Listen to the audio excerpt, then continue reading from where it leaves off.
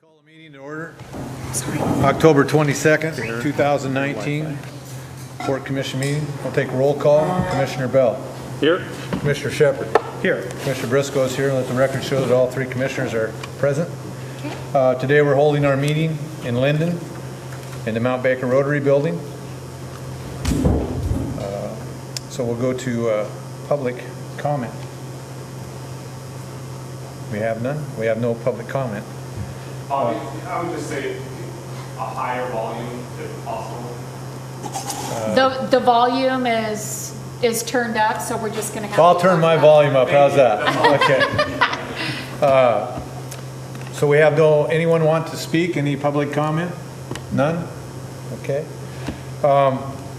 We've invited Jim. I'm sorry, Jim. I didn't catch your last name from Herbert from British Petroleum to give a presentation on the processes at Cherry Point, what they see for future, what's going on. Thank you for being here today, Jim. Yeah, thank you. I find my presentation here, sorry.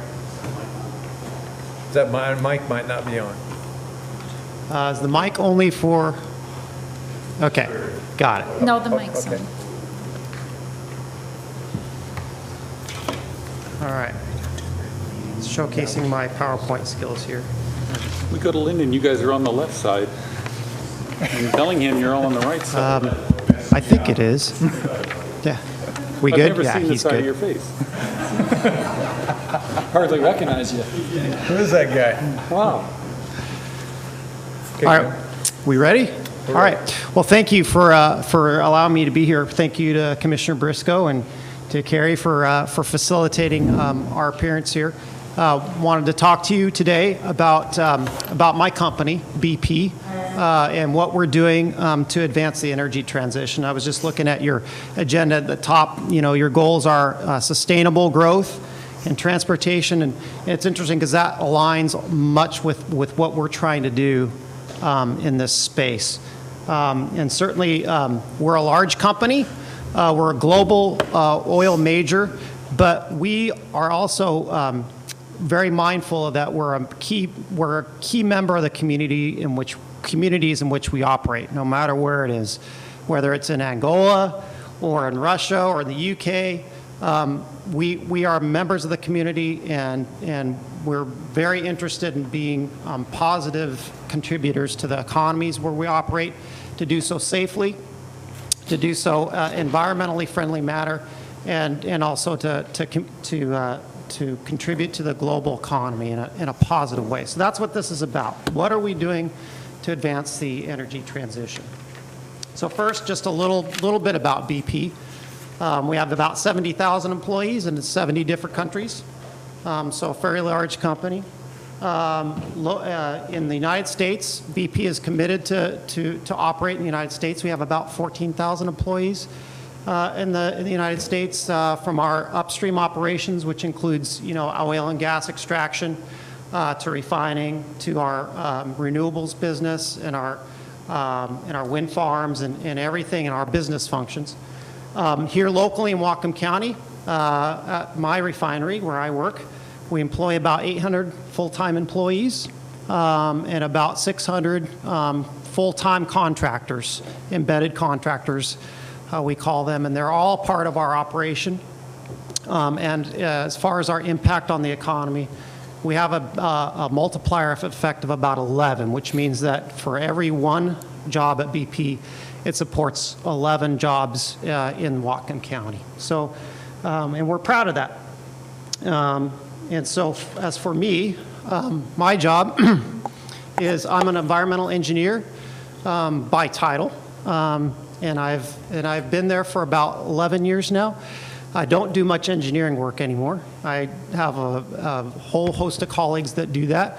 I do a lot of regulatory affairs work. So I work with our local regulators from the county, Northwest Clean Air Agency down in Mount Vernon, Department of Ecology.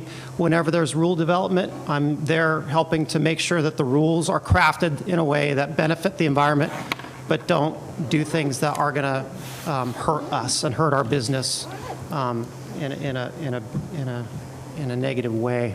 And so it's a great job. I always say that I have one of the best jobs in the refinery because I get to work with so many different people, not just at our local refinery, but in Chicago and Houston with a great team. It's almost like having 50-yard line seats at Quest Field because the level of professionalism and knowledge is amazing to see. I wish everybody could see the things I can see on a daily basis. So I'm extremely proud to work there. So now you all know more than my wife does about what I do. She always says that I have no idea what he does, but in fairness to her, it's because it changes a lot. So anyway.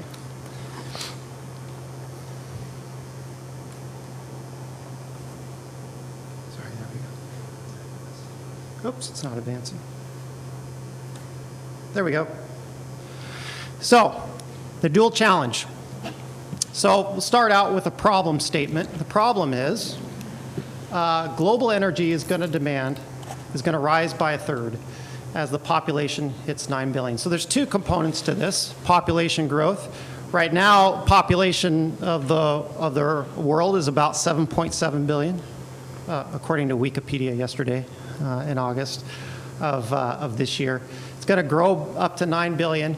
At the same time, in countries like India and China, particular, there's growing middle class.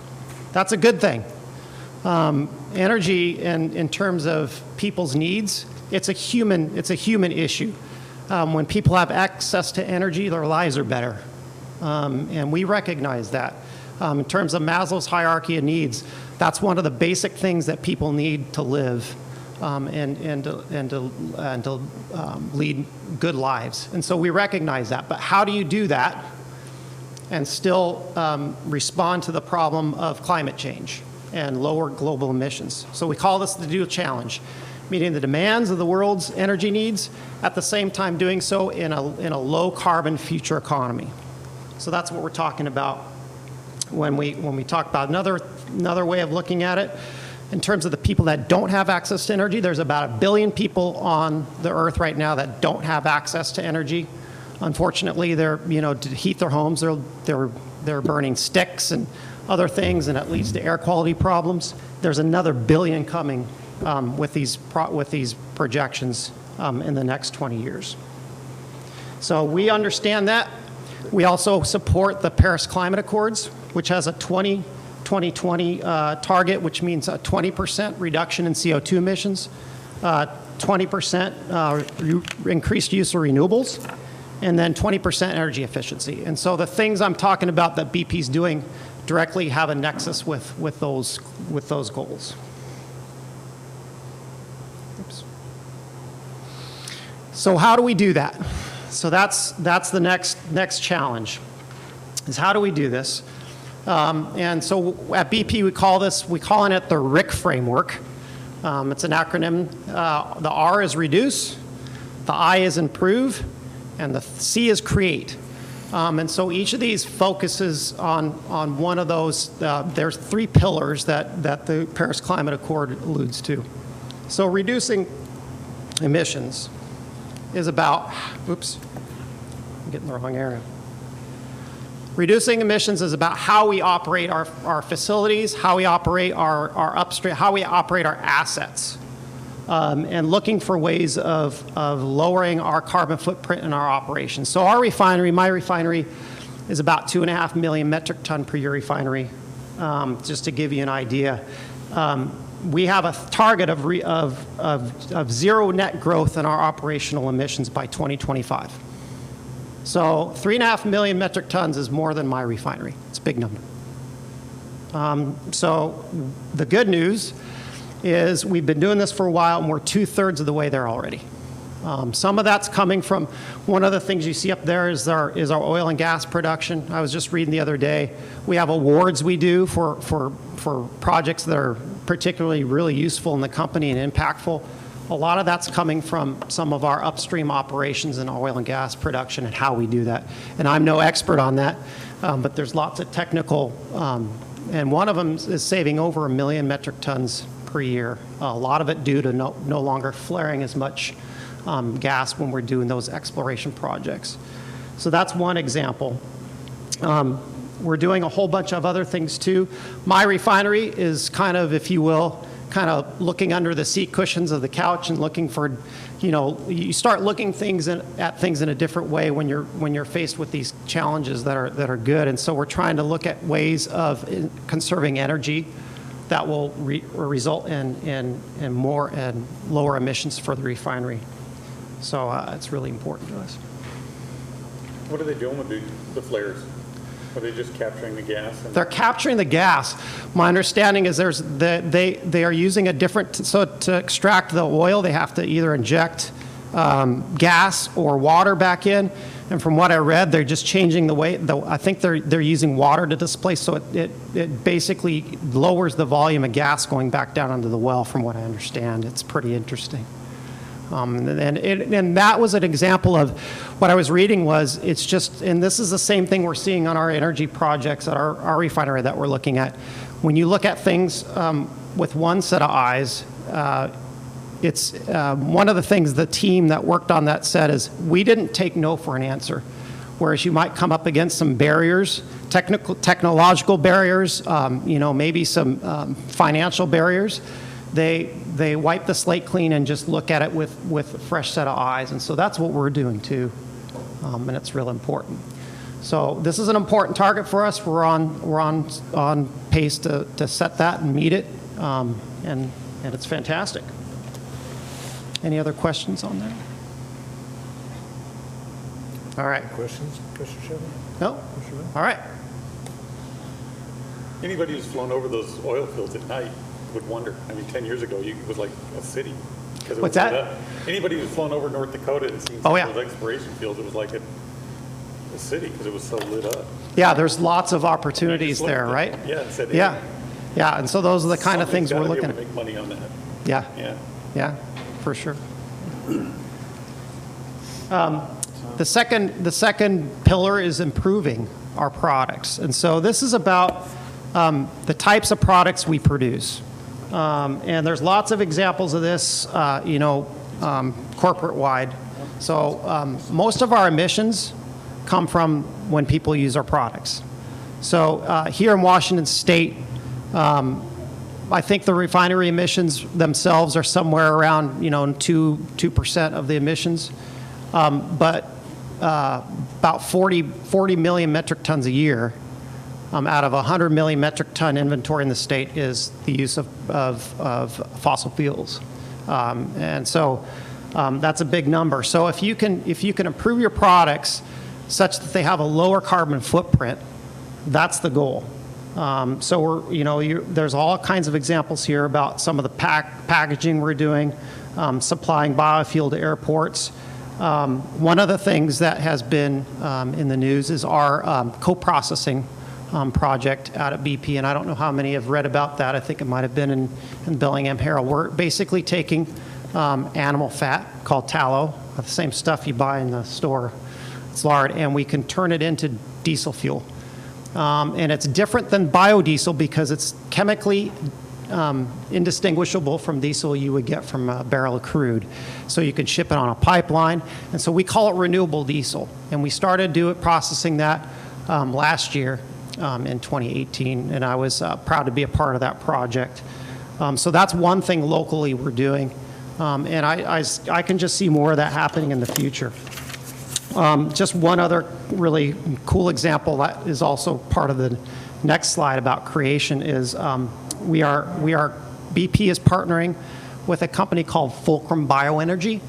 And what they're doing is they're turning municipal waste into jet fuel by using a chemical process. And we're partnering with them, and we have right now plans to put one plant in Nevada and one plant in Indiana. The one in Nevada will turn 175,000 tons per year of municipal waste into 11 million gallons of renewable jet fuel. Yes. Will you also be doing conversion of plastic to fuel? There's a new process of extracting it and getting 90% of the fuel out of plastic. Yeah, and so I believe that this is so the process that they use to do this, it's called a Fischer-Tropsch process.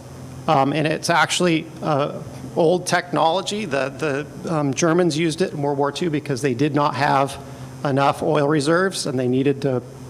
So you basically take plastic and other.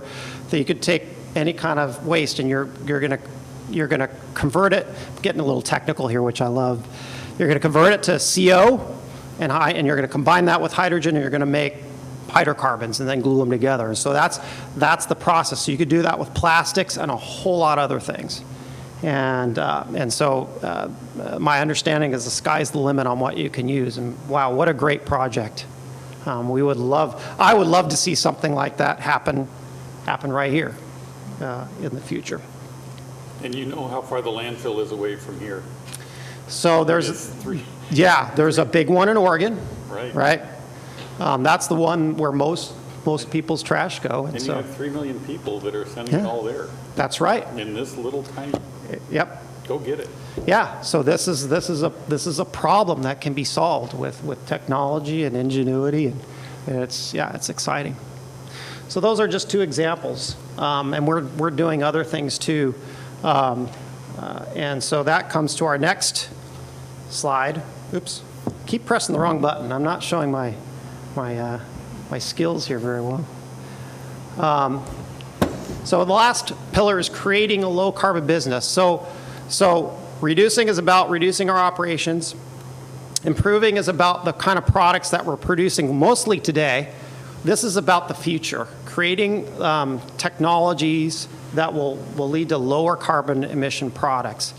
And the thing that's key here on a lot of this is closing that carbon cycle. So in the example of the trash, you're not taking old carbon, extracting it out of the ground, turning it into the fuel, emitting it. It's carbon that would either be wasted and be part of the carbon cycle on the surface. And so that's what leads to these lower overall emissions when you look at what they call the life cycle analysis. And typically these will lower the emissions by 70%. So we got a couple of examples of how we're doing that. Down in Brazil, we're partnering with a company to turn sugarcane into ethanol. So ethanol produced from corn is very carbon intense. It's not particularly, you have to farm it, you have to produce it, and when you're producing sugarcane or corn to make fuel, it's very carbon intensive. This process that we're doing in Brazil lowers the emissions, like I said, by 70% over traditional crude-based fuels. The other thing, and I was talking to a couple people beforehand, is our partnership with a company called LightSource. They're a solar company that puts solar farms in. Right now we have a project in California that is going to be the largest solar farm in Colorado. And it's going to be, some of the power is going to be used to produce power for a steel mill, from what I understand. And so those are just a couple of things that we're doing. There's other projects we're doing. We're making a biobutanol, which is if you're going to blend an alcohol with gasoline, butanol's superior because it gives you the octane boost you want, but it's got more carbon, so it's got more energy in it. So we're doing that. We have wind, solar. Another thing BP's doing in the UK and China is fast charging. That's another exciting thing we're investing heavily in. So rather than having a charge that takes 20 minutes or half an hour, you can plug in and be charged up on your electric car in 10 minutes. I don't know exactly, but it's it will help make the electric car fleet more marketable to the public. So we're planning on investing about $200 million every year to help incubate and grow these carbon businesses. A lot of that's research and development.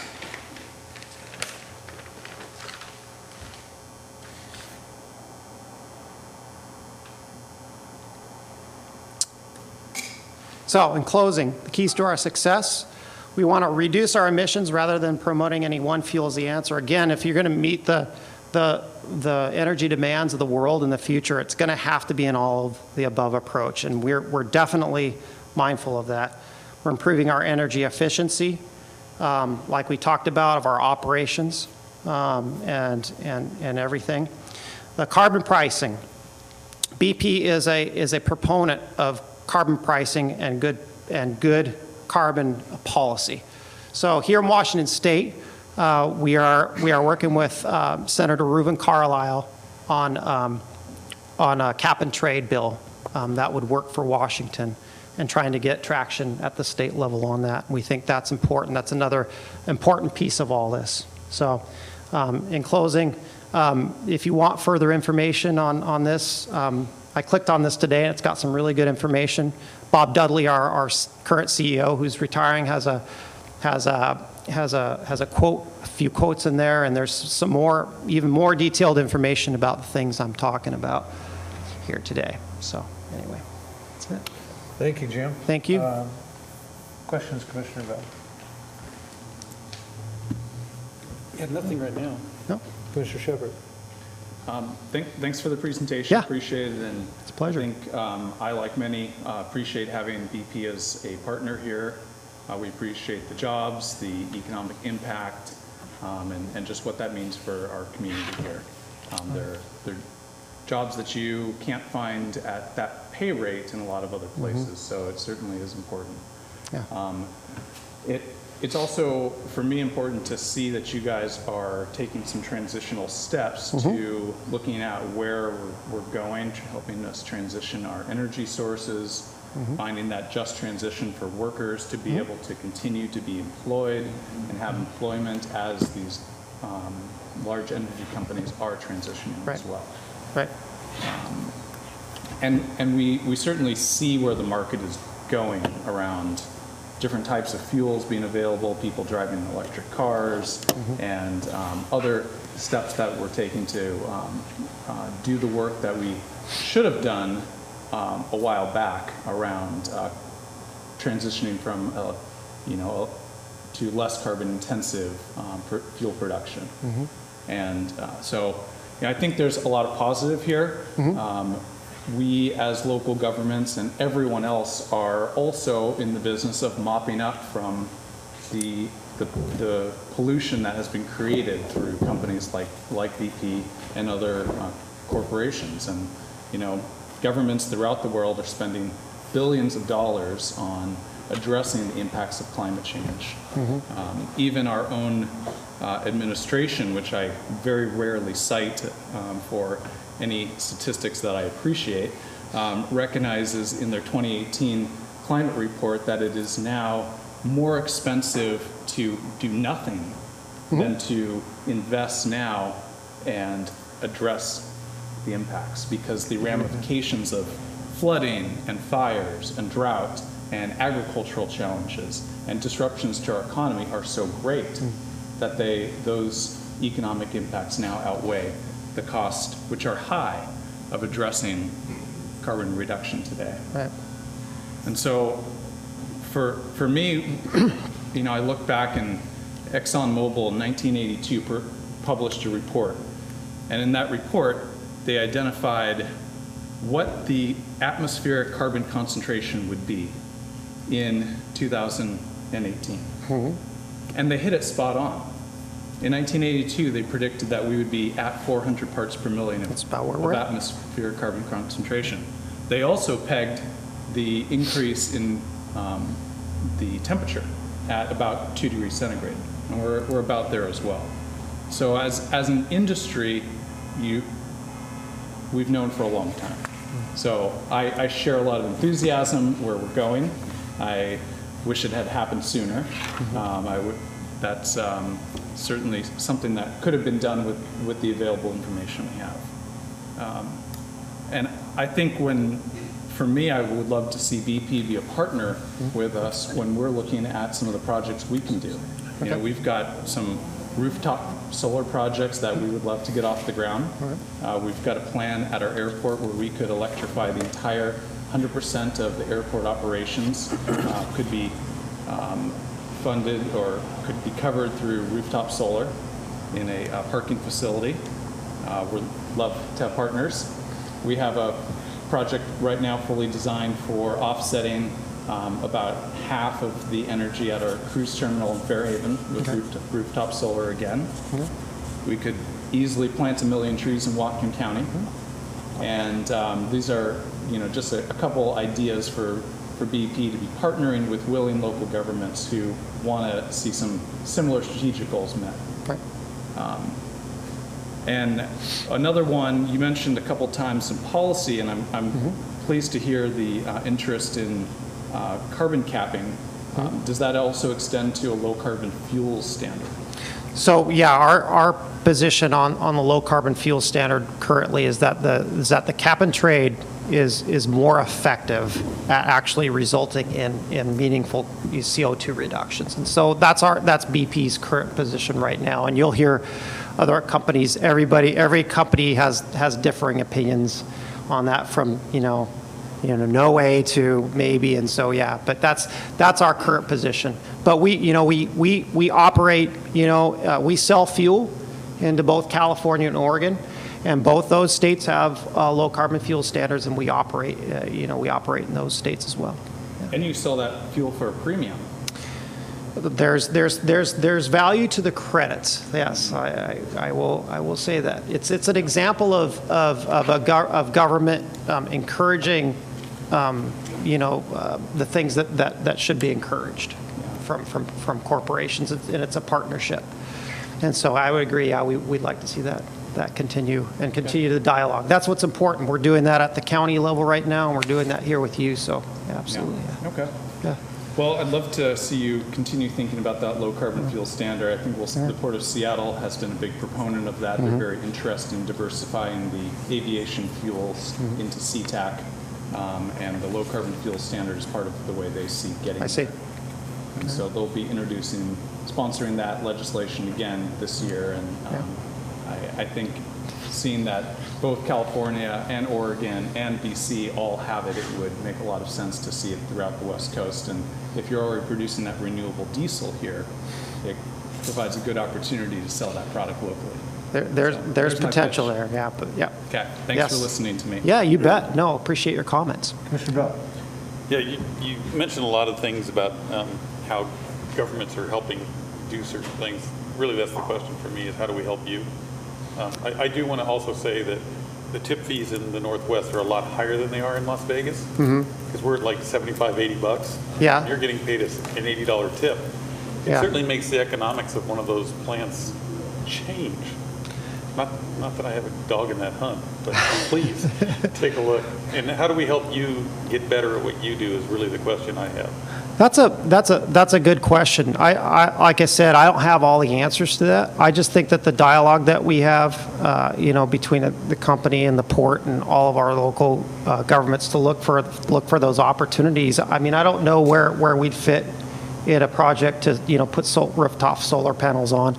But I think all of those are great conversations, and certainly we want just people to be aware of the kind of things we're doing to create that low carbon future. Well, there are very few industries that are under attack quite like yours is. Yes. So you do a lot of things, but again, I go back to, you answered how you could help us. I'm asking you, how can we help you? Yeah, I think for us, it's getting getting time with our county council, right, and talking to people there. We've done some of that, so if people can do that and spread the good word about what we do, if that makes a difference, I think that's one thing that, in my opinion, would help us.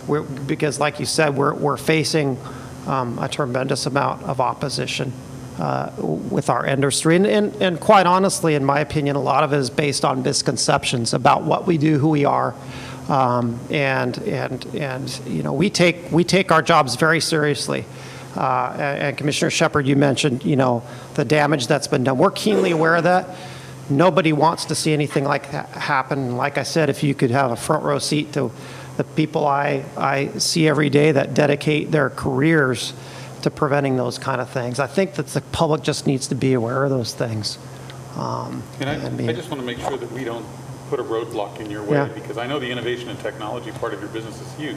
Yeah. And if we put a roadblock to that here, you'll do it somewhere else, and we won't get the benefit of having those jobs, because at least a third of your business has got to be in R&D, right? We've got, I don't know what percentage it is, but it's a fair percentage. But certainly, you know, we want to continue to operate here.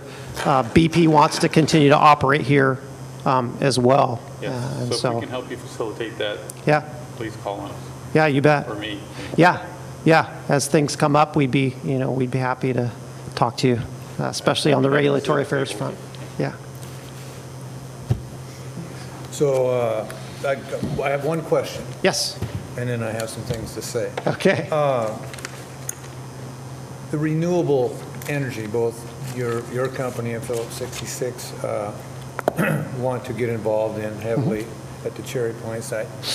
That requires a larger footprint, does it not?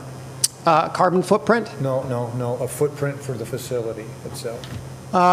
Potentially, yeah. So what's interesting about our project that we did, the renewable diesel project, is it's a blend. So we're co-processing means is you're injecting the tallow and then co-mingling it with the crude derived diesel that comes in. So that's it didn't require actually a huge footprint, a small tank and whatnot. Maybe it's the tanks to hold the fuel? Hold the feedstock primarily is what those are for. You have to keep the tallow heated, otherwise it sets up like Jello. Okay. And so it was tanks primarily, and filters and So then feed would you pumps. use existing storage tanks on the site for? Yes, it's commingled with our existing diesel and sold into the market. And to quantify it, we have to. It's not enough that we just tell them how much tallow we fed. We have to actually carbon date the fuel. It sounds kind of weird, and we have to show that there's new carbon in that diesel pool. Okay. And so that's how we show the tank has a certain amount of renewable. It was a very good presentation. I've learned a handful of things here. Sure. Something I'd like to put out, sometimes I think a little bit differently than other folks do. If there wasn't a demand, there wouldn't need to be a supply. And the companies around the world are supplying the demand. It's up to the people in the world to lower the demand as much as it is to the companies to figure out some other way to lower the carbon footprint thing. Personally, I don't hold the companies responsible for the mess we've been left with to clean up. I hold the people responsible. People make messes, whether it's a company or it's an individual or whatever. So we're cleaning up the messes like we're supposed to do. We don't want any more messes to clean up. We don't want to leave our children or grandchildren with messes to clean up like we're cleaning up. But thank you folks at Cherry Point for what you do, because without what you're doing at Cherry Point, I don't believe this county would be in as good a shape as it is. And you do give back a lot to the community. That's very evident in the numbers we see produced for both yourself and Talco and Phillips 66. So you're a great benefit to this county. You put a lot of people to work, and it trickles down, like you said, 1 to 11. It makes a huge difference in our economy here. So thank you very much, and thank you for coming here this evening. Thank you very much. And anything we can do, as my fellow commissioners would say, anything we can do to help you, please don't hesitate to pick up the phone and call one of us or call our executive director, please. You bet. Can I We'll just take echo your- what he just Yeah. said on one point? Yep. Anybody who's taken a tour of your facility, it's off the chart good. Yeah. I mean, your carbon footprint for the business that you're in and the cleanliness of that operation is second to none. There are places you could eat off the floor. It is so well run. Yeah. Safe. And exactly right. And so from a model business in our community, we just want to let you know we support it. Thank you. And anybody who criticizes the way you operate has not seen it. Yeah, and I can attest to that. I've been in industry for way over 20 years, and having been to other industrial facilities, other aluminum smelters, I can certainly say that our plant is, in terms of cleanliness and the way we operate. And the other thing I'll say is our operators, I have to say, are amazing. When I'm a facilitator, I'm an environmental engineer. I just facilitate. The people that deliver environmental performance are the operators, our emergency response teams. Those are the people that, and we just frankly have the best operators in the world. And also at some point mention your cleanup budget, because Yep. the amount of money that BP is spending on cleanup is, like, again, off the chart. Yeah. You don't see any other industry spending at the level that you are. So Yes. the company's done a great job in cleaning up those Thank you. past messes. So thank you. All right, thank you. Thank you. Thank you, everybody. Any questions from the audience for Jim before he runs for the door to get away? Oh, no, it's fine. Any questions? All right, thank you. All right, thank you. Okay, with that, I have a few meeting schedules to read. We have the Marina Advisory Committee, the MAC, Tuesday, November 12th, 2019 at 6 p.m. at the Commission Chambers, the Harbor Center Building, 1801 Roder Avenue in Bellingham. We have the TAC, the Technical Airport Advisory Committee meeting, Thursday, November 14th, 2019 at 9:30 a.m. in the ARF Conference Room, 2005 West Bakerview Road, Bellingham, Washington, the International Airport. Bellingham International Airport Advisory Committee, the BIAC, Thursday, November 14th at 5 p.m., the ARF Conference Room, 2005 West Bakerview Road, Bellingham International Airport. So I guess we're going to move on to our consent agenda, and I believe, unless I'm incorrect, we are removing item C because that's a duplicate at this time. Yes. Okay, so Carrie, if you would, please. A motion to approve the consent agenda item A and B and D through F. I have no comments. Any questions? I have none. Commissioner Bell? Yes. Oh, I'm sorry. Go ahead and read it again. A motion to approve the consent agenda items A and B and D through F. Commissioner Bell? Yes. Commissioner Shepard? Yes. Commissioner Briscoe's yes. Carries 3-0. Thank you. With that, we'll move on to our financial and budget update. Oh, this will be fun. No snoring during this presentation.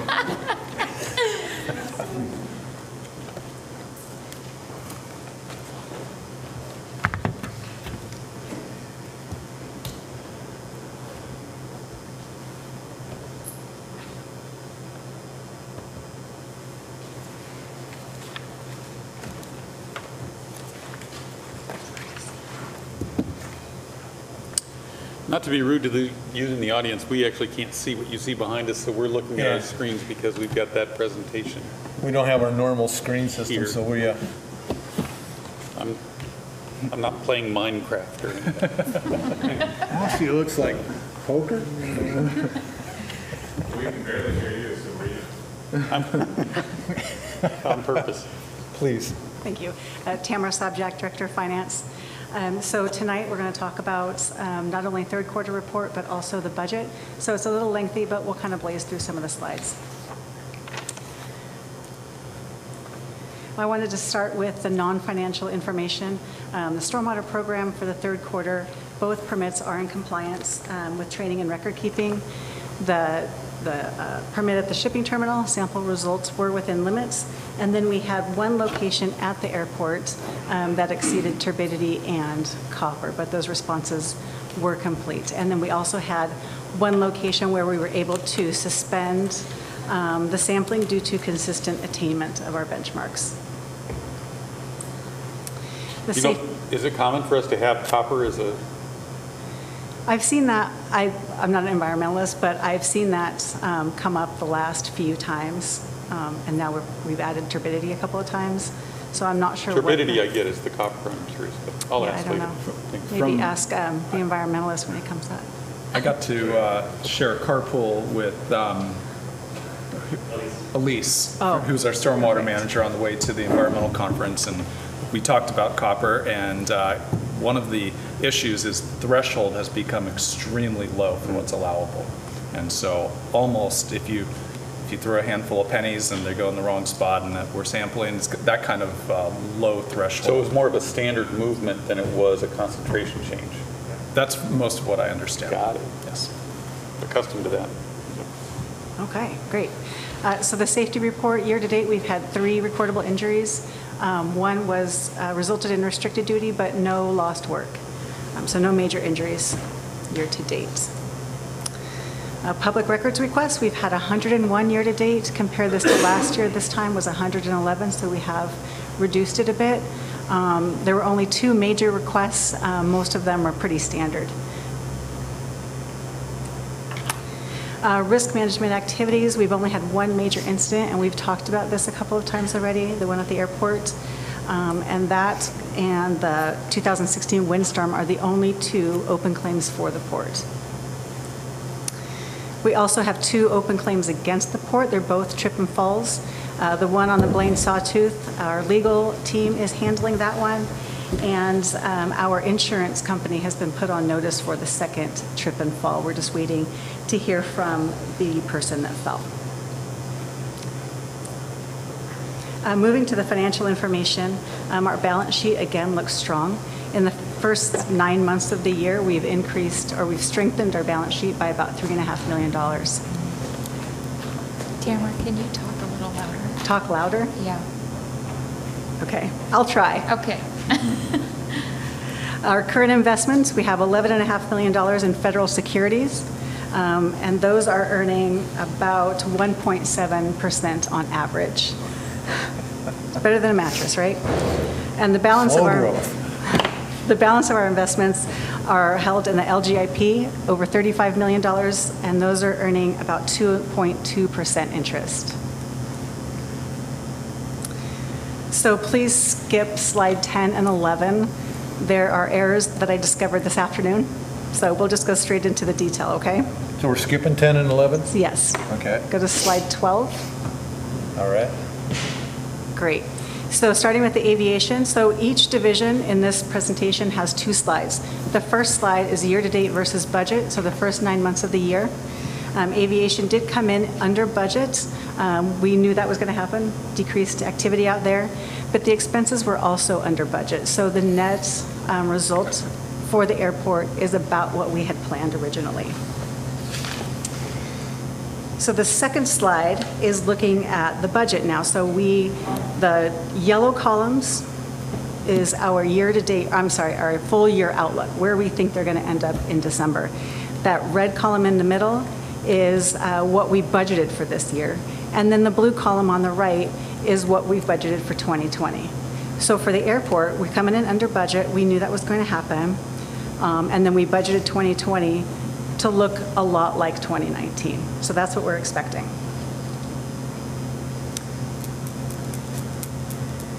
And I wanted to mention the added cost, the expenses are a little higher. We do have a contract for mutual aid that's increasing. Our parking services are going to increase due to labor costs going up. I can't read my notes, this is terrible. And then basically standard inflation. So that's what's driving those costs up out there. My fear on your revenue projection there is that they may be a bit optimistic. Maybe.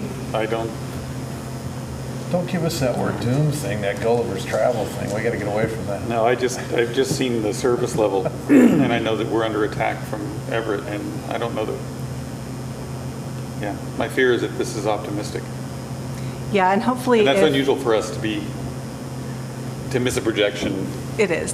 But there are some variable costs included. So if we do see services decline, we can address that on the expense side as well. Yeah, the airlines aren't helping us in No, they're any not. way, shape, or form. I think it's important to note, though, that Payne Field is capped at the amount of flights that's allowed per day, and it's going to take years and years of environmental study for them to increase that from that cap. So I think this year is the biggest hit we're going to take from that, and going forward, we should probably level out. Agreed on that. To get a project done at Payne Field is going to take 5-year minimum. Yep. Well, this is just anecdotal. I'm hearing more and more about disabled planes and mechanicals and horrible equipment. And, if they're not going to provide the customer service that we expect, there are going to be people who don't take it. It's just easier to take a shuttle or to grab a ride from a friend. So that's my concern. With the decrease in revenue comes a decrease in the level of service the airlines are providing to us. And we're getting much cheaper planes. We're back to the 1980s with the type of planes we're getting. So I'm not optimistic about that revenue projection. We'll keep Sorry, an eye on Sunil. it. We'll keep an eye on it. All right, looking at the marinas, first 9 months, they've exceeded revenues just a little bit, and although it's coming in very close, revenues and expenses coming in close, really where we expect to be. No surprises in the marinas this year. Looking forward, our outlook will exceed revenues by, will exceed the actual revenues by what we budgeted. And that's due to a budgeting thing, not a revenue thing. We consistently come in above budget, so Kyle's done a great job budgeting for 2020 and just really tried to true that up to what we really think is going to happen and not be coming in over budget. So that's why it looks like the revenues for 2020 look a little bit high, but they're more trued up. And then expenses, of course, with a high occupancy, they are what they are. So just a question on the revenue side. Are we going to maintain our revenue by having more expensive moorage for fewer boats, or are we seeing a leveling off of the number of boats that are in the marinas? Are we seeing any decline in the number of boats that are being? No, I think it's the opposite. we're Squalicum's seeing some been growth. full, but we're seeing growth in Blaine. So I think it's the opposite. Squalicum is what it is. It's at 100%. You can't grow from there. But clearly Blaine has seen some growth, some really unexpected growth this year. And we're seeing, as I spoke to a couple of years ago, we're seeing push out of other ports because Coming to us. because of not only people want a better place to live, so they're coming to Whatcom County, and they can do business better here, so they're bringing their business with them. So I think it's part of that is from that. But the growth you do see is being in Blaine. Correct. And that's a good thing. Yep. We've got room. Also a great opportunity for dry stack storage. Dependent upon the size of boats that we're seeing in the growth factor. All right, moving on to the cruise terminal. Year-to-date, we have come in over budget for revenues and expenses. This is really easily explainable. When the shipyard left, we still had a need for line handling, and so we hired Longshore to do that. So our expenses went up, and then we were able to pass that expense on to our customer. And so that's where those revenues are, but pretty steady. Looking toward the future, let's see. So, like I said, forecasting ahead, 2020 we are projecting that it will look very similar to 2019. So not anticipating any big swings either up or down at the cruise terminal. At the shipping terminal, we've come in quite under budget, both revenues and expenses. And again, this is a budgeting function. We were pretty aggressive last year. We didn't see those activities come in. And so for 2020, we're expecting more in line with what we saw in 2019. A little growth, but not a ton of growth like we were hoping for 2019.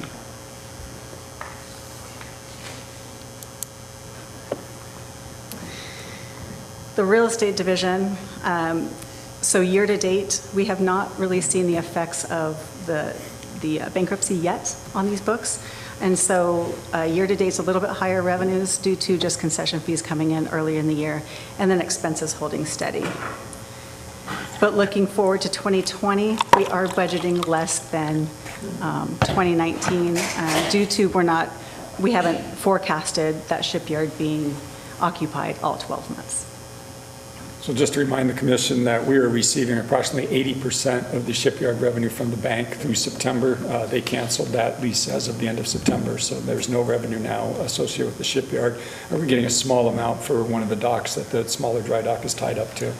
But we're marketing the site pretty heavily and hopefully land a full tenant in 2020. Do we have any interest? I believe so, yeah. Good. I had a question I was going to, way back on the shipping terminal. So on the 2019 budget, those numbers included our rock work, the rock part? Yes. They did, yeah. And are we including anything in the 2020 gifts work of things for that? There's some, I don't remember how much. The rock is in for 2020, I believe, but we're still negotiating that agreement, so I think we have it in there fairly conservatively. Okay, very good. I was just curious if that was included, if we were going to be bubbling that. It was already included then. Okay, Yeah. thank you. Thank you. One thing to mention about the 2019 outlook for real estate is that we are going to have expenses come in a bit higher due to what Rob just mentioned. We'll have the write-off, and then we also have legal fees associated with that. So that explains those expenses. So our overhead divisions are pretty standard. No big changes. We're not looking for any expansions or decreases. So expenses are coming in exactly as planned. Looking forward to 2020, they're going to be a little bit higher, and there is a variety of reasons why. Let me just get to that. So we budgeted something differently this year for 2020 for our deductible. We went ahead and put it in the admin budget, the whole deductible, in case something happens, then we have it available, other than trying to guess where it might happen. So that's why this is higher. Audit costs, we've been told, are going to be quite a bit higher. Planning, GIS, there's money in there for that. There's some legal costs in there for annexation. So it's just a plethora of things driving those up. So the audit costs being higher, have they told us why? They're raising their rates. Just raising rates? They're raising the rates. Okay. They're not doing any more work for us, they're just raising rates? Well, they have to pay their people more. Well, no, I So labor understand. But what I'm costs. saying is we're not increasing their workload. They come to do, it's the same thing? No, the labor just costs more. Okay, very good. Yeah, Thank you. you're welcome. All right, looking at the waterfront district, the main revenue, of course, is the F Street Warehouse, C Street, 800 Cornwall, and Colony Wharf. Revenues have come in almost as planned, and expenses are quite a bit low. We haven't used nearly the legal or outside services line items that we planned for, so that's the reason for the decreased expense. Looking forward to 2020, we are budgeting, the scale is off, that's why it looks so much higher. But if you look at the numbers, it's just some growth. And then we're budgeting expenses to come in pretty close to 2019. And then all other public costs. So first 9 months, expenses have come in quite a bit lower. Again, we're front-loaded with some studies that we were going to be doing, and those costs just haven't come in yet. But if we look toward the end of the year, we do expect those to come in, and to spend all of those monies. We'll come in a little bit higher than budgeted because of the Lummi agreement write-offs. So those are being charged to the public. So next thing about the budget is the tax revenues. If the commission doesn't mind, I'd like to punt this to next meeting so that we have a chance for the public to comment before we have this discussion, if that's okay? Okay, perfect, thank you. And then for the 2020 budget, these are the largest capital projects. We had a specific budget retreat for capital, but I wanted to give the commission opportunity to ask any remaining questions or comments on any of the projects now before we publish the budget to the public. Question? The biggest one on my plate is going to be the container operations. And I want to make sure that that's in here. So we've got some funds in there to do a big grass lawn area, which the container folks have told us they would like to put the containers around, and then for some bathrooms, because you can't have the food and beverage operations without warm water. So the port has put that in the budget to do those two things, and then we're going to talk to a couple different private sector operators about putting the containers out there.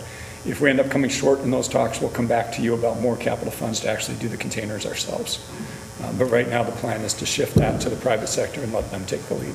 You know, I'm a fan of that. And do you honestly think that we can get something this year? I do. And we can get some land leases on it?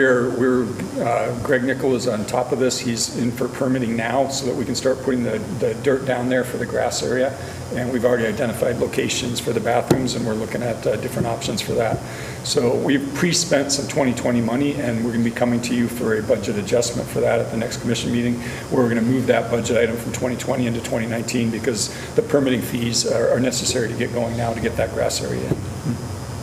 How much of an area are we talking About an acre. About an acre. Is there money in there to incentivize Mr. Nichols to make a May deadline? Just checking. I think No, he's, Greg, that's high on our list, buddy. The world is your oyster. I will come. We're working on getting our permit applications in the next couple of weeks so that we can get that process taken care of right. Thank you. So are those, any revenues from that projected in your revenues for the waterfront district? no. Okay. No, we don't have any expense related to that other than the 2 capital projects I talked about, the bathrooms and the grass. But we do have some general expense in there that we could use if necessary. Greg, what do you think the timeline was on the permits? I couldn't quite hear you.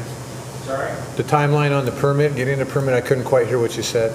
So we're probably about 3/4 of the way through preparing the permit application with the anticipation of submitting here in the next couple of weeks. How long that process is going to take, I would ballpark that it's going to be about 2 months. This one should be a little more straightforward than some of the other ones we've run into because we're not actually creating impervious surface with this project because it's all going to be a grass lawn, so it should be a bit more straightforward. We do have to go through the process because of the amount of ground we're disturbing, but it should be. Okay. Do we anticipate anything hold up from the city? No, I think the city's going to be very cooperative on this and the bathrooms. I think they recognize the need for the public access down there. I think the pump track has been an overwhelming success to getting people down there, and I think everyone's looking at this going, okay, what's next? And I think the grass area and the bathrooms are next. Okay. Does this allow us to align with that tune-up timetable? Yes, If sir. that is successful, that is planned for what, June? The first weekend in June is when the group that's putting that event together, and we've sent in a letter of support on behalf of the port for that event. But yeah, shooting for the first weekend of June, we'd like to have bathrooms and grass done by then and fully operational. And what about we've talked about a stage as well. I think that's going to be worked through with the event organizers. I think this first year we'll be renting a stage, but again, we're just in the midst of discussions on that with the event organizers. Just put some of them containers together and a platform on top, and you got your stage. It's been done. You may be onto something there. Well, they can go all the way around it if you put it in the square, right? I can call Red Bull and say, let's do a series here next August and They have a pump track series. I watched I it. know. You can Google it and see the Red Bull pump track series. with a And, concert in the background. Bellingham Let's get needs Vin to be a Diesel in stop here. on the Red Bull pump track series. If anyone from Red Bull is watching, we'd love to have you out here. Now you're giving me goosebumps. That's what we're talking about. All right, the last thing is, and Shirley, you may want to weigh in on this, and this is just a general impression of where I think commercial real estate's going. I just see there's going to be a decrease either in rates or in the way people use office space going forward. And so I'm wondering what, the long-term projection might be. And if you see it that way too, just don't smile at me all the time. You have the most rock star commercial real estate broker in the room, so let's hear what he has to say. Oh, I didn't bring him here for that. To be on Class A office space, right? Our B space, Yeah, C space is the- filling quite nicely. It's So Class A is filling nicely. Please chime in, Troy. It's not. B and C is feeling nice. It's the B and C that's nice. It's the A that we're losing, yeah. For the first time that I can remember, Harbor Mall, Marina Square, and Harbor Center are 100% occupied. Shirley's killing it. Yeah, we didn't need you. Good job, Shirley. So, but it is the Class A, and so really that we need to understand that we shouldn't be in that market at the moment. No, we ought to be in that market. The Class A, Yeah. Normally, we would be at about 98% occupancy in our Class A, and we're running about 92% right now. There's nothing wrong with those numbers. But that's fantastic. Hey, where are you going with this? just a general impression. I think we ought to keep our Class A facilities. I'm not saying we should get rid of them. I'm just wondering if the future for Class A office space is going to be there. I think if we could get rid of the retail on the ground floor, our Class A office space would be a lot more than 92%. And where we struggle with is the retail on the ground floor, and I think that's throughout the city. So that's probably something we need to work with the city staff on, is how do we get a little more flexible on those uses on the ground floor. Okay. Thank you. Please continue. Okay, so with all of that, our projected cash flow, we're looking to end this year with $10.7 million available, and that contemplates all of our capital projects being completed by the end of the year. It won't happen, but we're contemplating that. Sources of cash, 56.6 next year, uses 51.5, leaving us with projected ending cash of 15.8. Don't forget, we need to reserve some of that, both legally and commission policy, 8.9 million, leaving us with projected ending available cash at the end of next year of almost $7 million. Not a huge buffer, especially when you look at our unfunded capital list. We have over $45 million of projects we've identified and have no funding for. But we'll keep this in the budget so that if we come up with a funding source, then we can easily just move them over to fund it. We want to keep these identified. So how does that cash on hand compare to this year or the past year? Very similar. Very similar. Okay. I would say probably 5 or so years ago, we were way more cash heavy. But now we're just sort of getting down to kind of where our minimum of what we'd want to be, because we're starting to do some of those deferred maintenance projects and take care of some things that we had deferred before. Well, it's because we're using our money to get things done. We are. We're spending. If it's going to sit in the bank, you can't get anything done. You have to use it. That's why it's low. I agree. I wish we had more. We will. One other question on for the BST, when do we find out on those grants? My understanding is we'll know probably in the spring. Spring? Yeah, I asked Chris Clark that question. He said probably spring. I think it's Find late out. spring. Late Yeah. spring? Like June-ish. Yeah. Okay. So next steps, tomorrow I'll put all this together and we'll upload it to the website, so the public has about 2 weeks to mill it over, look at it, and then at our next meeting we'll have a public hearing, and then that's when I'd like to talk about the property taxes, if we want to increase it by 1% or not. And then on November 19th we'll have a second public hearing, and I'll ask the commission to approve the budget so that I can get it filed with the county on time. So any questions about the budget or financials or anything? Mr. Bell? No, but knowing that discussion's coming up for that 1%, and knowing that we've got 44 million in unfunded liabilities, I'm not receptive to a tax increase, but I am receptive to something that makes an economic difference if we can earmark it. So if we can go in that direction, or at least just know that I'm going to want to hear that if we're going to invest in something, or we're going to go to the public and say we need to pump up a 1%, that it's earmarked for something that we know is going to have a dramatic impact. Otherwise, I can't see myself going for it again. So we have we would still move our new business tax stuff into place, correct? Like we did last year? Correct. Yeah, what we're talking about is the 1% over and above that. But yeah, any new development will automatically be assessed at our current rate. No, I understand the 1%. That's how we do that each year. And I follow your logic that we're getting a lot of business from the south coming up here, and there's some repairs that need to be done on some of those facilities down there before we can begin to attract companies there. And I just need a comfort level that if we invest in those, that we've done what we've said we're going to do, we're going to bring jobs to the table. That we're not just fixing it up because it's going to look better, but that we have a real reason for wanting to invest over and above what we've got now. Because a lot of those things have been on that list for a decade or more. And I also believe that some of that stuff is, anybody walking around the Blaine Marina, or even walking around that log pond area, you know that there's some places that just you wouldn't pull a boat up to. So that concerns me. And you drive away business that way. We've got to invest at some level in some of these infrastructure projects. So, yeah, I want to know what they are. Okay. Mr. Shepherd?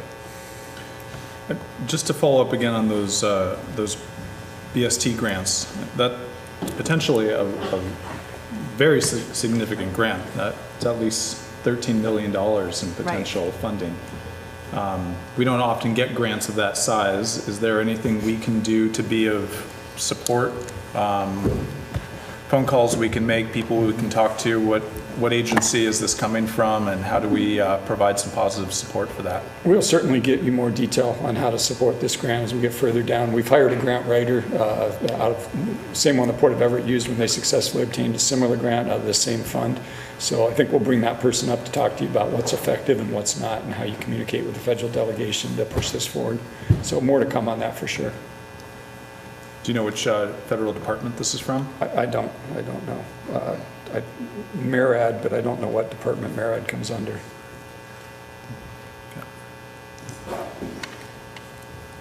Anything else, gentlemen? Thank you. Thank you. Okay, I think we'll, do we need a break? Anybody need a break? Need a break? I don't need a break. Okay. But we So we have the 5:30 public comment period. Does we have anyone signed up? Anyone in the audience wishing to speak at this time in public comment? God, come on, somebody's got to give us something today. Nothing? All right. Brian, you have the floor. All right.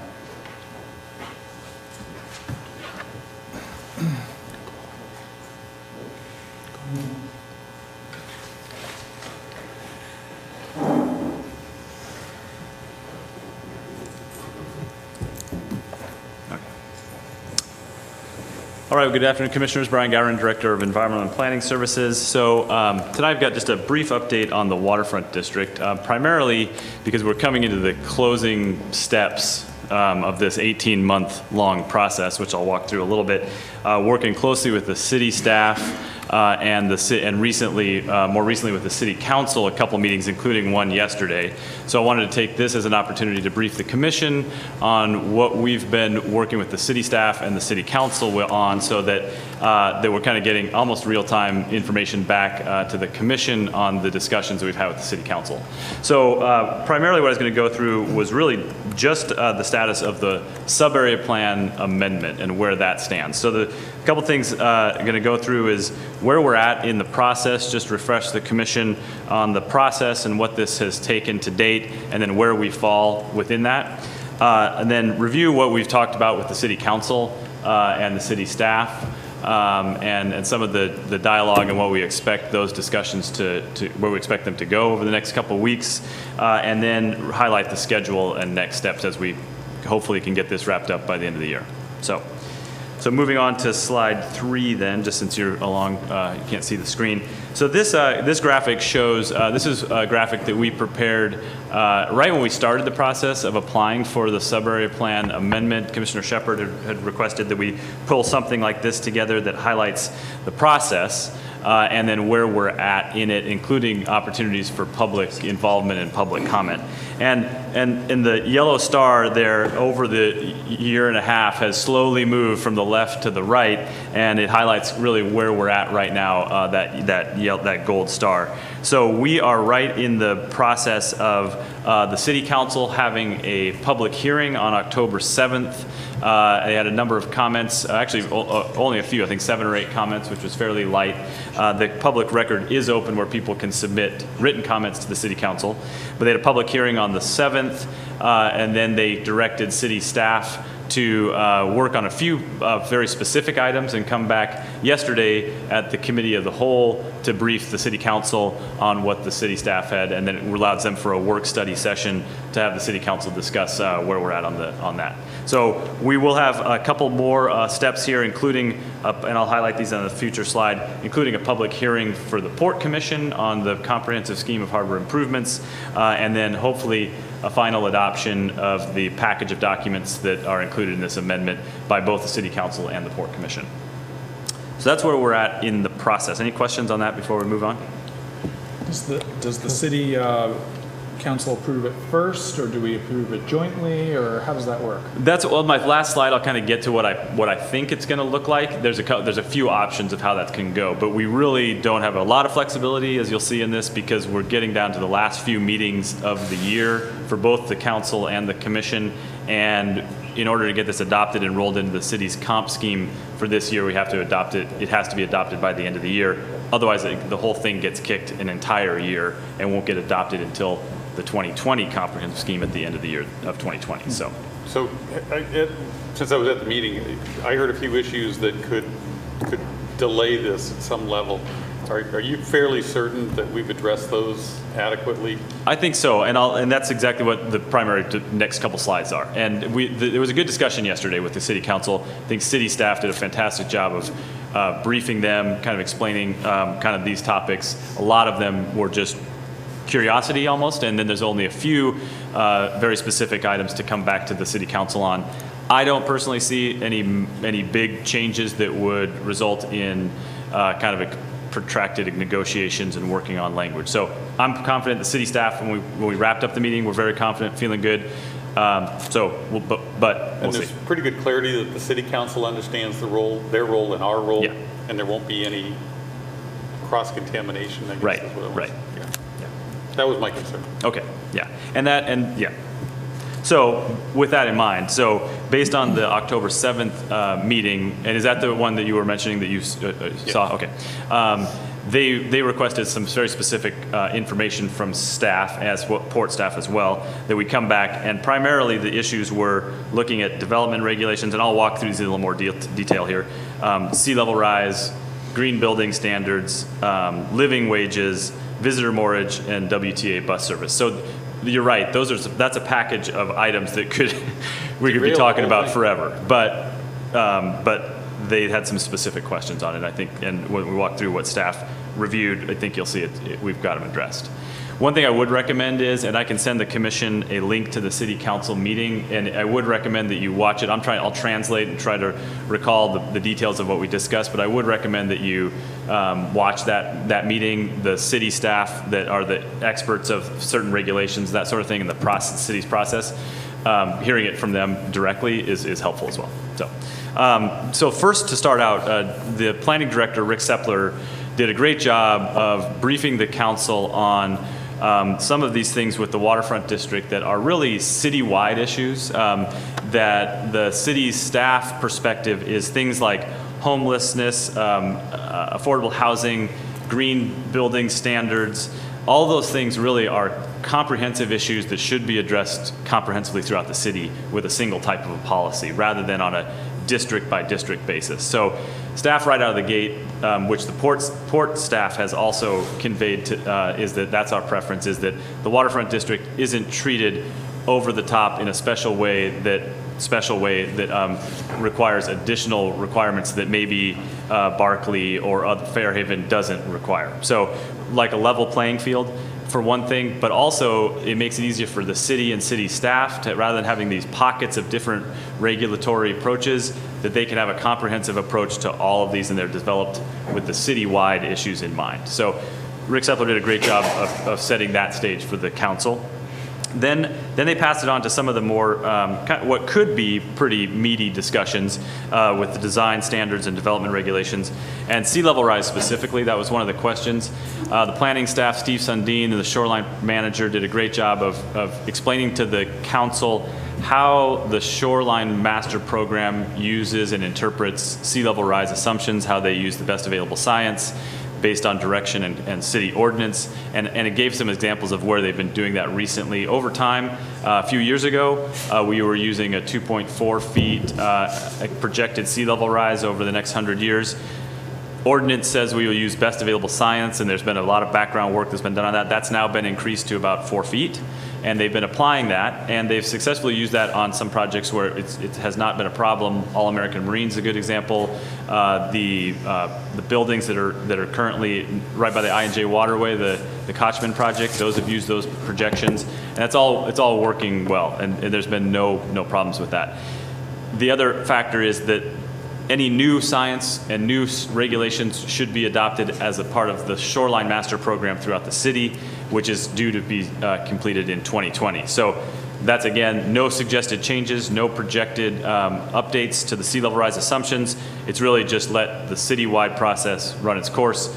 It's currently working, and there's been no issues. So staff had recommended just sticking with what we've got, and that was the end of that discussion for the most part.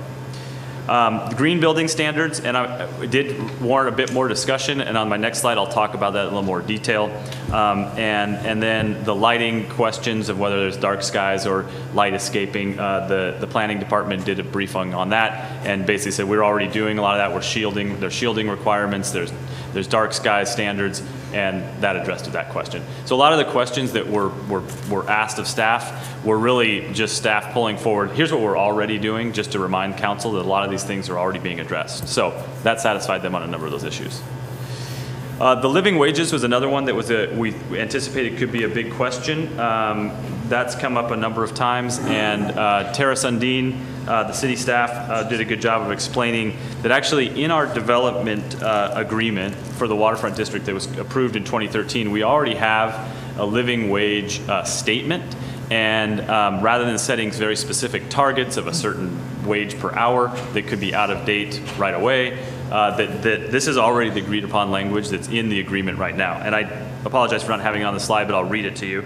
It says, it shall be the policy and goal of the port and city to cooperate to create high quality, high skill, higher paying jobs in the waterfront district through appropriate permitting, regulation, and selection of private sector partners, lessees, and successors in interest. So city staff said, we're comfortable with that. Port's already agreed to it. That's already in the agreed documents as it is, and we don't recommend any changes. And council said, okay, that satisfies that as far as we can tell. There was no further discussion of it. So that issue, which we thought could be a lot of negotiation, really I think is already adequately addressed. And then the last few were fairly straightforward. WTA bus service, it was just a question, is it going to be served? Yes, it will be, and they're working closely with WTA once the demand actually requires it, once the volume, square footage of build out occurs. There's about an 18-month projection period to get a new route established, maybe new buses ordered, that sort of thing, but that's already in WTA's hands. They're ready to go when the demand is there. And the last one was the visitor mortgage. That was a question to the port staff, whether or not we have been, how we are planning on committing to visitor mortgage. And on the next slide, I'll talk a little bit more about that. And there were a few planning commission recommendations that we'll talk about on the next slide as well.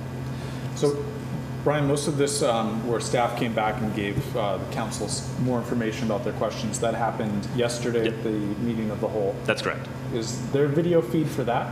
There is. Okay. Yeah, and I'll send the link to that tomorrow. All right. Yeah. Okay, so I'm on slide 5 here. So the few things that warranted a bit more discussion. This is the things. These are the items that that the city council requested either come back to the next work study session with more staff information, or a couple recommendations, like straight recommendations to modify or tweak the plan that we have for them right now for consideration. So the main one, as I mentioned before, was the green building standards. There was a recommendation and a discussion between some council members on requiring the minimum of a LEED Silver standard for all new development in the waterfront district. There's currently no baseline requirement for green building standards. It's an incentive-based approach where in order to get larger footprints or a greater floor area ratio, if you do certain elements of green building and there's a kind of a checklist of things you could do, you can get a bonus. It's similar, you could do affordable housing and get that bonus, or you could do open public space, dedicated plazas, that sort of thing to get a larger bonus of your project. So that's the way it's currently structured, although I would say the city staff had discussed this, and that the current state energy conservation standards, all the things that you really already have to do, almost check all the LEED Silver boxes right now. So there was a lot of back and forth discussion about whether or not to require that as a minimum baseline. Staff recommended that we don't do that. Again, it's not a citywide requirement, and two, where a lot of that's already occurring. But City Council did vote and affirmed to request staff to do a little more work and report back specifically to report back on the unintended and intended consequences of establishing a minimum of LEED Silver. So city staff is going to be going back and kind of thinking about this and coming back to the council to say, not really pros and cons, but here's what the implications of that could be. So the implementation, that would be citywide then, is what I'm hearing, if they're going to do that? Or No. it's going to be for this district? They're contemplating this being a district-only approach. So how does the playing field stay level with that? Well, in our opinion, it doesn't. This is one of those issues that I think we've said, well, support staff has conveyed that along with like the planning commissioner, or sorry, the planning director, that that it should be a citywide approach. But that's the city council's discussion right now. So staff will be coming back with some implications, or unintended and intended consequences. So that one's going to warrant a little bit more discussion. And there was a discussion that they expected the port to maybe impose those on the property rather than have it be a city ordinance, right? Right. Has that role been clarified? That, we have not pursued that. Yeah, we're not. No. I mean, that's the city's job. Right, exactly. Yeah, and they understand that. Yeah. I heard some noise. Okay. Yeah, no, that's basically we're saying we're proposing no changes to this. Okay. And when is the city council going to meet again to discuss that and hear the pros and cons that the staff brings back? That's what we are working with city staff on right now. This could take a little bit of work. I mean, that's not a small task to kind of try to figure that out. We've already started those discussions. We've had some correspondence today back and forth about that. The next city council meeting, I think, is on November 4th. And that may be possible, but I think that might be a stretch. So it's likely the following meeting after that. So it'd be getting tight, right? So I have a question. How do we not ask for a change in the plan down there? Will we be discussing this of us doing higher than the silver minimum? So in other words, if we hadn't taken the plan and decided to change the framework of the area to make things maybe better, right. Go faster, we Yep. wouldn't be having this discussion. That's right. Yeah, we wouldn't be having any of these discussions. Really. No, I'm talking about us having the port tell somebody they have to do different than the rest of the city. We wouldn't be having that. Right. Right. Okay. Yeah. This was one of the things we knew this all along. I mean, that when we opened up this plan for these proposed changes, that we're opening it all up for discussion. I think that these are issues that we can probably resolve. But that was the risk that we could open up the plan for lots of the things that were more than a layout change, just because they all have to be opened up to be reconfigured. Commissioners, can I put this in perspective? Of course, You're way over there, Frank. I am. Our developer partner, Harcourt, requested the change to the sub-area plan. Right. We merely supported that change. And when you request a change to the sub-area plan, you open up the city's legislative process, as opposed to we're used to dealing with them in their administrative process, where we reach interlocal. So this is their legislative process. And then I remind the commission that under the existing agreements we have with the city, it's going to also take the Port Commission's approval, because we have a development agreement with the city that provides that the Port Commission also must approve the end result of their legislative process. So it was Harcourt who requested it, we supported it. Everybody knew going in, I think, is what Mr. Gowan's saying, that once you open the legislative process, it's the legislative process. And then this commission will have to approve it as well, because of the development agreement we have with the city. That's right. So that's one that's going to warrant a little more discussion. We'll report back to the commission on how those discussions go. But the good news from my perspective is we're really just asking for more information from staff to kind of weigh those pros and cons. It wasn't it definitely was not a motion to impose that. So that allows us to work with staff to to present the facts. A couple of things they asked for was a report back on the design for the public-private interface along the local streets. There was a question about sidewalk sizes, how the local streets that cut through and how they'll interface with plazas and that sort of thing. A lot of that's already in the design standards. The city staff will just be pulling that forward, kind of reporting back. our folks have already looked at this, and even the local streets, they have the wider sidewalks on the local streets than anywhere in town. So a lot of that is really already built into this. So just a clarification there. We provided an update on that visitor moorage question. I had described to the council that they were asking, why haven't we seen more of this? Why haven't we done that yet? We've committed to it, right? Is the port really going to do this? And really, the main reasons that it hasn't happened yet is that we had to complete the Whatcom Waterway cleanup. We had to look at how the new barge operations right across the waterway would be interfacing with that whole area. What would be the location we would site? Visitor moorage. There's really nothing to come to yet. You know, the road's just opened, the greenery building still doesn't have tenants, but they're hopefully close. And so there hasn't been a really driver to have a visitor moorage location defined. Then, in the meantime, last year, as the commission knows, we started looking at the GP Wharf as a potential location for public access that could also serve as visitor moorage. So I let the council know that we had done a charrette last year, and this is the image up on the screen, that is just an idea and a concept that, that shows how you could potentially utilize the GP Wharf for visitor moorage and public access. They were very supportive of that. They really liked that idea. And just good knowing that we are thinking about it and working on it. So they were confident. What we committed to looking at is adding a little bit of more language, just clarifying that we're working on this, maybe highlighting a couple of bullet points in the plan that says more clearly that we are working on visitor moorage and looking at the GP Wharf as a potential location for that. I think that would satisfy them. So the unfunded budget, I think, is just shy of 900 grand that we have in there, which we didn't put on this time for visitor moorage. Right. So this would move that time frame up and move that from unfunded to funded at some level, right? It could. We do have some budget right now. In the 2020 budget, we have about in the current budget, we have 200,000 for the GP Wharf, which is making it safe, looking at like a few things there. We could also advance this concept. We also have in the 2021 budget 150,000 for design and engineering and permitting of visitor moorage, which could go to the wharf or somewhere else. So we are looking at the initial stages of that here in the next year or two, and then the large capital investment will be kind of defined based on that. So let's assume that we both agree that we want to spend 900 grand or whatever we want to spend on this visitor moorage.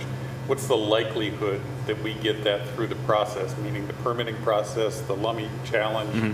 Because that would be a new project. Yeah, that's the challenge. And what are the odds that happens in a timely fashion? But it's also, we're going to reduce the overwater coverage. Mm-hmm. At the end of the day, we're going to make that footprint smaller, and I think that's an easier sell for the Corps of Engineer and just about everyone else out there, is we're going to create more habitat and reduce coverage, so that's a good thing. That's right. It is, but will it sell? Well, that's Right. a $6,405 million question. Yeah. And if the visitor moorage doesn't go there, where else is it going to go? Well, we had looked at a couple places along the water, maybe a little bit closer to the Waypoint Park area, but that gets pretty shallow, and it's right across the waterway from the barge operations. So actually, this kind of area is likely the best location. And if we do it there, can we cover it with that unfunded number? Because it was shy of 900. And again, $1 million doesn't get you much. So I think that's the beginning phases, and we'll be coming to you with a bigger budget number for the 2021 budget. That's right. It might get you. There's also, if you notice on the unfunded, there's the GP Wharf, which is like a $7 million number. So we've got the visitor moorage component, which is the smaller dollars, and then the wharf. So there could be some trading within those numbers. That's right. From a budget standpoint. Yeah. But I clearly saw that 900 grand wasn't going to get you a visitor moorage. No. Yeah. Okay. So, but for this point, the point is that we want to just highlight that we're working on that and make everybody know that we're committed to doing something.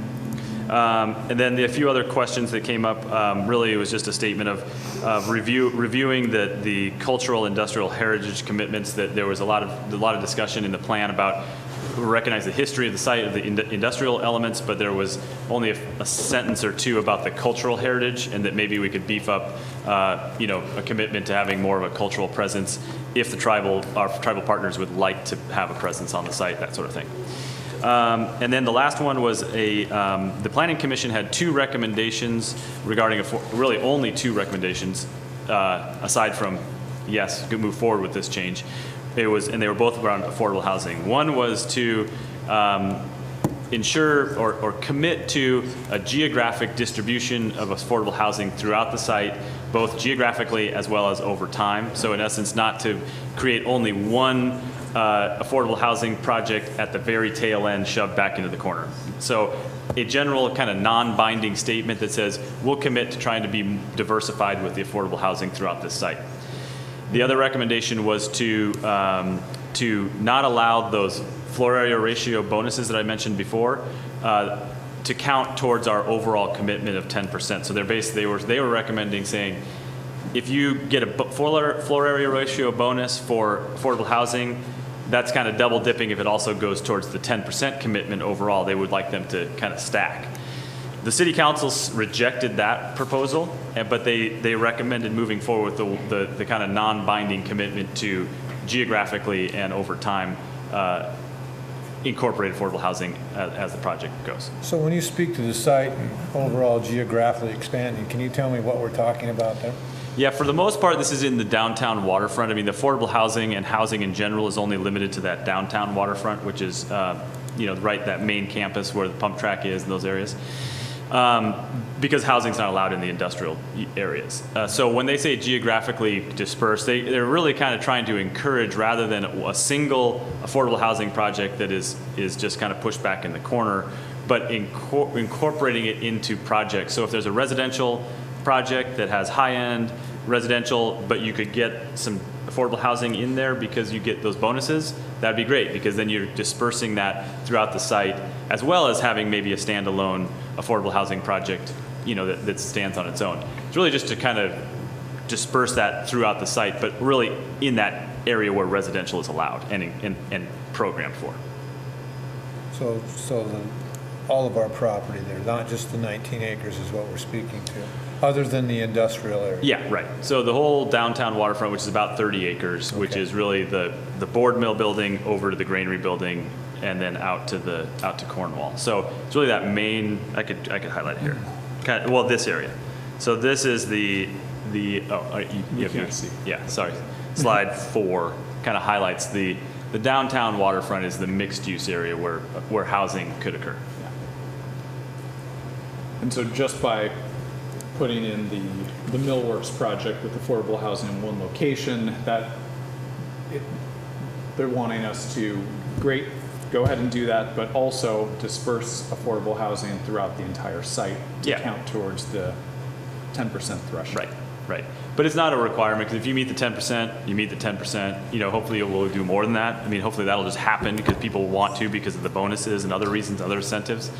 So, but it's really just kind of a commitment to say, understanding that don't save it for last and shove it off in the corner. It's really what they're trying to get at. And it's a recommendation. It's a recommendation, yeah. Do any of these impact the residential building that's planned right now? No. So that's essentially grandfathered in from any changes that are being considered. That's right, because they've submitted permits already, so they're under their current development agreement and the current requirements, and they're in an area that really isn't affected by any of these changes. The layout doesn't change it. The view corridors don't impact that project at all. So. So then the last slide here is slide 6. This is the schedule and next steps. This is my best guess at this point, but like I said, we don't have a whole lot of flexibility. So the next steps are to, we'll provide a notice of the port public hearing, because we have to have a public hearing on any change to the comprehensive scheme of harbor improvements, which this document will be rolled into. There'll be another city council work study session. I don't know if that'll happen on the 4th or later of the second meeting in November. I'm not positive yet. It kind of depends on what staff needs to do. Then there'll be a port commission hearing that I just mentioned on the comprehensive scheme. There'll be a city council first and second reading of the ordinance where they'll vote on and I can get these in a little more detail for you, but there'll be a first and second reading on the ordinance and a vote. How these exactly go, I'm not sure, but then the port commission consideration and approval potentially of all the documents, and then a city council third and final reading and full-on adoption. Once all those happen, then it will go into effect January 1st. The commission only has one meeting in December 10th, so we're aiming for that to be I mean, that's our last window. So we will have that package to the commission before or on the December 10th. And then the city council will either be right before or right after that, depending on how their process goes. Can we shoot for the meeting before December 10th? So if we miss it, we have, Yeah, let's see here. We can always call a special meeting too. Yeah, yeah. There's always the, you know, with a couple days' notice, we can call a special meeting and do another meeting in December if we had to. That's, Yeah, I think we're really close though, based on what we're seeing. I think this is an achievable schedule as is with all the existing dates. I think the November 19th is when we'll have our public hearing. So the next meeting then would be the December 10th. But I don't see anything that is going to be a big game changer from my perspective, but this is ultimately a commission decision. So with that, any further questions? Brian, that work study session, is that, did you have a date for that? I don't. It could be either November 4th, but that's almost too quick from what I'm understanding from city staff, just in order to get those questions addressed, or their next meeting, which I don't have the date on the top of my head. I think it's the... So the work studies correspond with their regular city council? Yeah, but it'd be a committee of the whole, but it wouldn't be at their formal, their evening meeting would be during their committee of the whole during the day. Okay. So I have a question on the schedule for this. So our port commission consideration and adoption, and then once, if we did that and they have their third and final reading, can they make changes at that one? Typically, they don't. They could. They'd have to be through a motion and a vote by the whole council. Typically, on the third and final, is they just don't like, from what I understand, during their process, they will do the first and second reading. They'll have a package. They usually don't like to make any changes. It's more of a formality just to give, okay, any more thought process? Yep, we're still on the same page, and it's third and final. If you voted, if the Port Commission approved one sub-area plan and the city approved another sub-area plan, they would have to be reconciled somehow. Yeah. Because it has to be the same plan. That's why in past they've had a joint meeting, the Port Commission and the City Council, so everybody can vote at the same time. And we have talked about that as a potential. We haven't gone through this, how that would look as a scheduling element, but that could be another. If there was large-scale changes that we all needed to agree to, we may have wanted to have a joint meeting between the City Council and Commission. But given these are all pretty straightforward from where we're standing right now, we thought that it doesn't look like there's going to be a lot of changes at the last minute, that we're all kind of marching forward. And generally speaking, I would also say the council expressed a much larger preference for this approach. They like a lot of these elements. I think all that being said, that this should move forward as is. Commissioner Bell. I have nothing more. Thank you. Mr. Shepherd. Thank you, Brian. Thank you, Commissioners. Commissioners, go back here for a question Commissioner Shepherd asked about the shipping terminal grant, and that is through the U.S. Department of Commerce. Okay. Where are our friends there? Who do we know there? We'll be getting back to you on who's those contacts we're going to call are, but most likely the federal delegation. Yeah. They're not going to take a call from me, but they'll take a call from Rick or somebody else. Exactly. Yeah. Okay. Okay, so with that, I guess we're moving on to other business, gentlemen. Commissioner Bell. I have none. Commissioner Shepherd. 2 meetings ago, I think Commissioner Bell brought up having a discussion about a hearing on 5 commissioners. And I wanted to see if that's going to happen at an upcoming meeting. I think we talked about it happening in October. I've got that scheduled for the agenda on November 5th, Commissioner. So we'll put that on a public agenda so it's announced, and we'll have that discussion on November 5th. Okay, great. And then let's see, I've got a quick update. I continue every other week, attend this homeless strategies task force meeting with lots of people attend. We had a good report at our last meeting. The update for the winter shelters, I think we've made some good progress. These are emergency winter shelters. The city will be opening their own facility at Civic Field. That will be a women's only shelter with limited capacity, but they are opening that, and that will run for 3 months. And then part of the other recommendation is we've been looking for partners to provide emergency sheltering opportunities. So far, there's 4 faith-based partners who have stepped up, including Fountain Community Church, Christ the King, and 2 others that I'm not remembering off the top of my head, which will be providing emergency sheltering when needed. And so the health department will be the kind of trigger for when emergency sheltering is needed, and then those organizations have agreed to respond. I know Director Fix toured with Tyler Schroeder, who's the deputy to the executive director for the county, the Whatcom County, our facility at the airport, and so they've had some discussions about that facility's availability for emergency winter sheltering as well. Do you have any other update for us on that, Rob? No, I think we're pretty low on their list. I think they've got a handful they like better location-wise and condition than ours. But if ours was necessary, we could put it together and use it. Okay. Okay, well, that was the question I had was posed to me, is just where does our facility fit into that? And I reported back to the health department that Tyler and you had connected. He had a lot of the information needed, and we do have a facility that is available if there is an extreme need. Okay. My last one was, is there any update on the makerspace and their conversation with the technical college and that facility? Yeah, we left that in their hands to talk. We've introduced both sides together. We've had a couple meetings, myself, Don, Shirley, with both sides, with both the technical college and the makerspace folks. But right now they're talking to each other and it's in their hands, and we'll report back to you with what they've come up with. Okay. That's it further? Yep. Nothing more?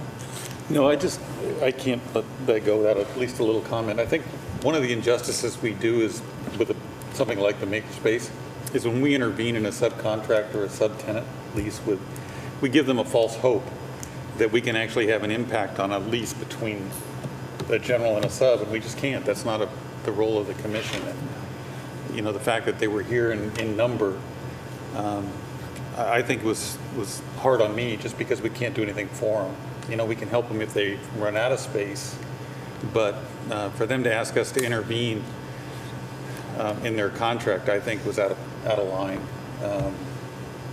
It's just not our role as a commission, as much as we want to help them. And I think it might have hurt their cause. I think it might have put a wedge between themselves and the BTC. And if I'm BTC, I certainly wouldn't be leasing space to them if they had undermined me in that manner. Yeah. So I think that action probably was very detrimental to their cause. That doesn't mean we won't help them if something comes up, because I believe in them, but